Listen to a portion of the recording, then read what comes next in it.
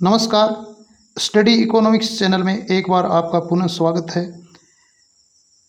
My school my economics channel का नाम बदलकर स्टडी इकोनॉमिक्स कर दिया गया है। आज के चैनल में हम राजस्थान की आर्थिक समीक्षा से संबंधित उन महत्वपूर्ण प्रश्नों को देखेंगे जो परीक्षा के लिहाज से बहुत ही महत्वपूर्ण है। ये सारे प्रश्न एक लाइनर यानी ऑब्जेक्टिव के लिहाज से महत्वपूर्ण है, इसलिए हम इसको लाइन को एक एक करके डिस्कस करते हैं। पहला क्वेश्चन पूछा जा सकता है कि राज्य का जो सकल घरेलू उत्पाद है वो कितना है। स्थिर मूल्य यानी जो हमारा बेस ईयर है वो 2011-12 है। ध्यान रहे मुख्यतः डाटाओं में हमारा बेस ईयर 2011-12 ही रहता है। तो 2011-12 के मूल्यों पर राजस्थान का सकल घरेलू उत्पाद यानी GSDP gross state domestic product कितना है? 7,33,017 करोड़ रुपए है। 2021-22 में इसमें वृद्धि दर है वो 11.04% रही है। पूछा जा सकता है GSDP में वृद्धि दर कितनी रही 21-22 में? 11.4। और GSDP है कितना? 7,33,017 करोड़ रुपए। सकल राज्य मूल्य वर्धन में स्थिर कीमतों पर यानी 2011-12 की कीमतों पर अगर हम तीनों क्षेत्रों का योगदान देखें, तीनों क्षेत्रों का मतलब कृषि, उद्योग और सेवा क्षेत्र का, तो इनका योगदान क्रमशः 28.85% कृषि क्षेत्र का योगदान है और 26.34% औद्योगिक क्षेत्र का योगदान है और 44.81% सेवा क्षेत्र का योगदान है। यानी सर्वाधिक सेवा क्षेत्र का योगदान, उसके बाद में कृषि और उसके बाद में औद्योगिक क्षेत्र का योगदान हमारी GDP यानी जो 7,33,000 करोड़ रुपए हैं उसमें योगदान है प्रतिशत के हिसाब से। कृषि जिसका मूल्य हमने देखा कि GSDP में 28.85% है। अगर इसको हम और छोटे भागों में बांट के देखें, यानी कृषि प्राथमिक क्षेत्र का विषय है और कृषि के साथ साथ कृषि में पशुपालन भी शामिल होता है, कृषि भी शामिल होती है, वानिकी शामिल होती है और इसके अलावा जो मत्स्य पालन है वो भी शामिल होता है। तो इसमें सर्वाधिक योगदान, ध्यान रहे इसमें सर्वाधिक योगदान पशुधन का है 13.34%। 2 नंबर पर फसलों का योगदान है 12.61% और उसके बाद में वानिकी 2.79% और मत्स्य का हिस्सा 0.11% है। इसका मतलब ये हुआ कि कृषि में जो योगदान है वो फसलों की तुलना में पशुधन का ज़्यादा है। और ये महत्वपूर्ण क्वेश्चन है, पूछा जा सकता है कि कृषि क्षेत्र में या फिर सकल घरेलू उत्पाद में कृषि क्षेत्र का हिस्सा ज़्यादा है या फिर पशुधन का? तो पशुधन का ज़्यादा है 13.34%, जबकि कृषि का हिस्सा है मात्र 61%। इसके बाद में अगला प्रश्न बनता है राजस्थान में प्रति व्यक्ति आय 2021-22 में कितनी थी?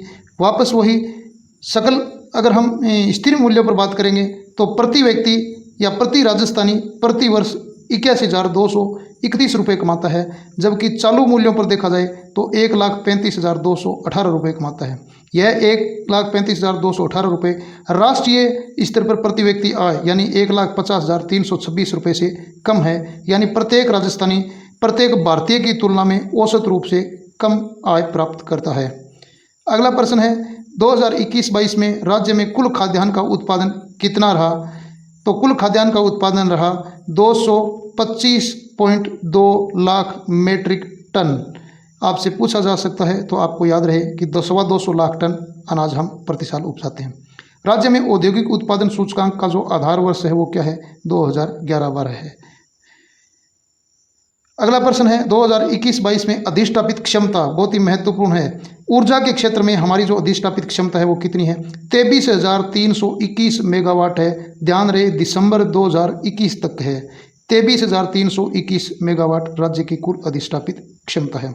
अगला प्रश्न है भारत की GDP में जो सकल घरेलू उत्पाद है, सकल घरेलू राज्य उत्पाद है उसका हिस्सा कितना है? यानी जो देश की GDP है उसके अंदर राजस्थान का योगदान कितना है? 5.15% है।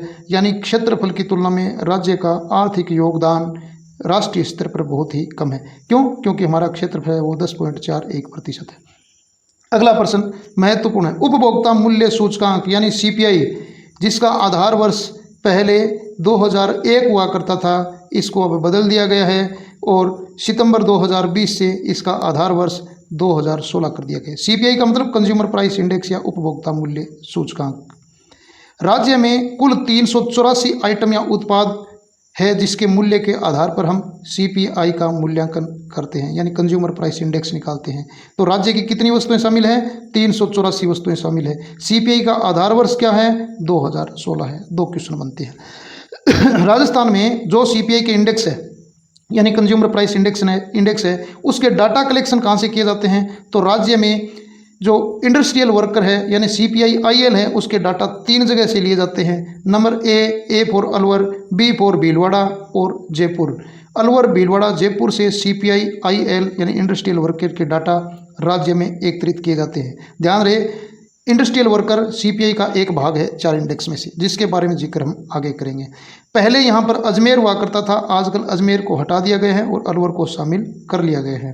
तो आपको इन तीनों जिलों के नाम ध्यान में रखने हैं।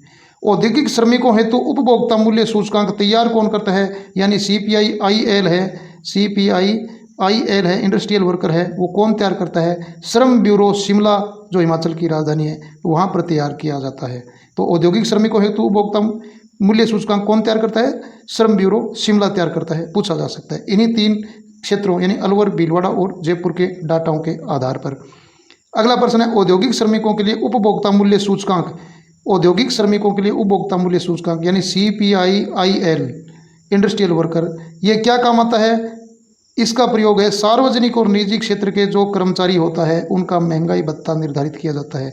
यानी CPI-IL जितना प्रतिशत बढ़ेगा उतना ही उनका महंगाई भत्ता है वो बढ़ जाएगा। अगला प्रश्न है कृषि वर्ष। हमारे देश में कृषि वर्ष कब से कब तक माना जाता है? ध्यान रहे, बहुत ही इंपॉर्टेंट क्वेश्चन है। कृषि वर्ष 1 जुलाई से 30 जून तक माना जाता है।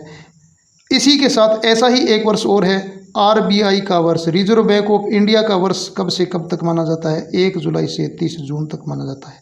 तो कृषि और RBI का वर्ष है 1 जुलाई से 30 जून। भारत का वित्त वर्ष कब से कब तक माना जाता है? जब आप बजट की बात करते हैं या आर्थिक क्रियाओं की बात करते हैं तो हमारा वित्त वर्ष है 1 अप्रैल से 31 मार्च तक और सामान्य वर्ष 1 जनवरी से 31 दिसंबर तक। तो ध्यान रहे।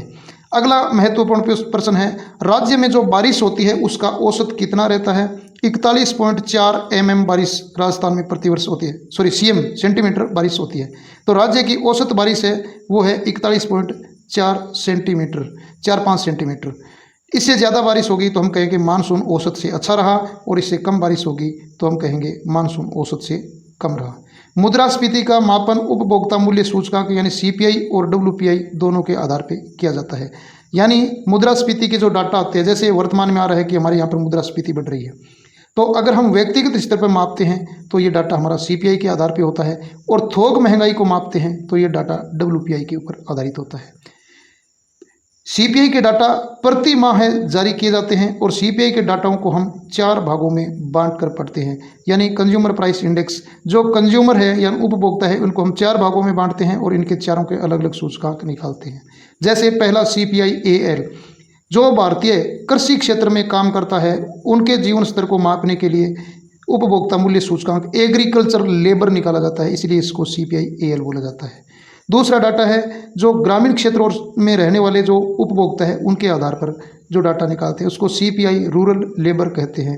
यानी ग्रामीण क्षेत्रों के जो श्रमिक है उनकी आमदनी है उसके आधार पर उपभोक्ता सूचकांक निकाला जाता है। और तीसरा जो महत्वपूर्ण है वो उन दोनों का मिक्सअप है, यानी CPI रूरल और अर्बन, ग्रामीण क्षेत्र और शहरी क्षेत्र का उपभोक्ता सूचकांक निकाला जाता है, यानी सभी जनसंख्या को शामिल कर लिया जाता है। और चौथा और महत्वपूर्ण जिसका हमने ऊपर जिक्र किया था कि जिसके आधार पर संगठित क्षेत्र के, सरकारी और निजी क्षेत्र के जो कर्मचारियों का भत्ता निर्धारित किया जाता है उसके लिए प्रयोग किया जाता है CPI-IW, यानी इंडस्ट्री क्षेत्र या औद्योगिक क्षेत्र में काम करने वाले लोगों के आधार पर जो डाटा निकाला जाता है या उपभोक्ता मूल्य सूचकांक निकाला जाता है, इसी को हम CPI-IW कहते हैं। तो इस प्रकार से उपभोक्ता कीमत सूचकांक को 4 भागों में बांटा जाता है, CPI-AL, CPI rural labour, CPI rural urban और CPI इंडस्ट्रियल वर्कर। इसके साथ इस वीडियो में हम यही विराम लेते हैं। आशा करता हूँ ये क्वेश्चन आपको अच्छे लगे हैं। अच्छे लगे तो वीडियो को लाइक और सब्सक्राइब जरूर करना। धन्यवाद। मिलते हैं ऐसे ही इंटरेस्टिंग प्रश्न के साथ दोबारा। जय हिंद, जय भारत।